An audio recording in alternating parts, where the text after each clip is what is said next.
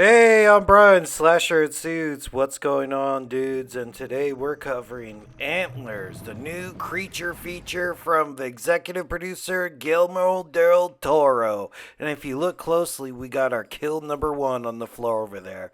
That is a sheriff or a cop, whatever. I don't know his rank, but he's a dead cop, anyways. You see him laying in the floor in the shack. It's the only cop to die in the movie, but this is such a small town that's like half of the police force. And we find two bodies inside that attic. And more police are there too. I guess they have FBI and stuff. But basically, this is a Wendigo. Like, for Native Americans, that's their thing. Almost like how Mexicans have chupacabra. Hey, don't walk away from me when I'm talking to you.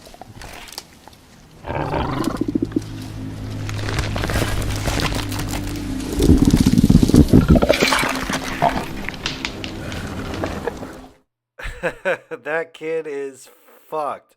But, he was a bit of a bully. Like, even like Rob Zombie level bully. He was always like, hey, I'm messing with your doll, having sex with it and stuff. So, you never wish death on a minor, but this kid did have it coming.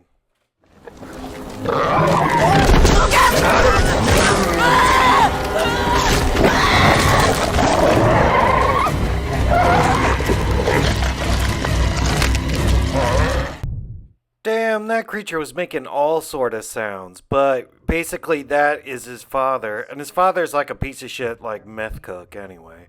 But the boy was taking care of him by feeding him this whole time during his like transition, giving him like roadkill.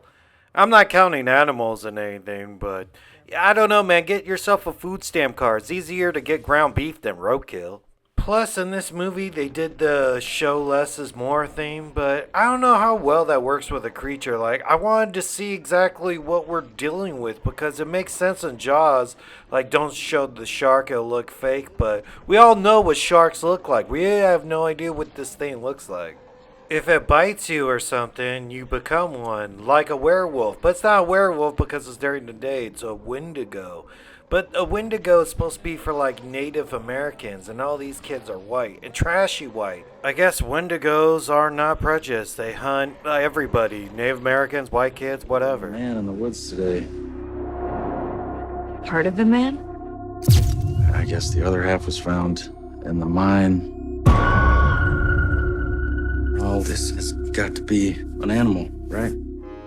You know what? That's cool. I appreciate that part. It's almost like Jaws. Like, alright, there's probably an explanation. It's probably a bear or something. But you did find somebody sort of like cut in half in two different parts. So I don't know what kind of animal would do that and carry the other part away from like the meth cook lab.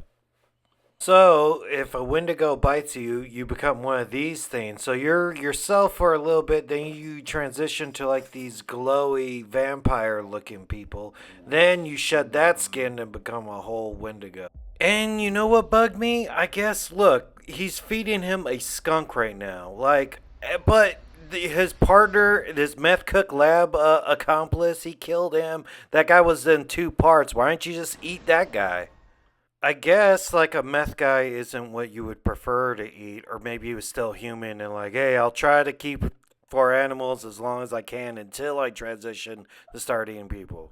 Keri Russell then gets the cop car and a gun. One gun, I mean, you should bring a shotgun and go back to the meth cook mines to go save the boy.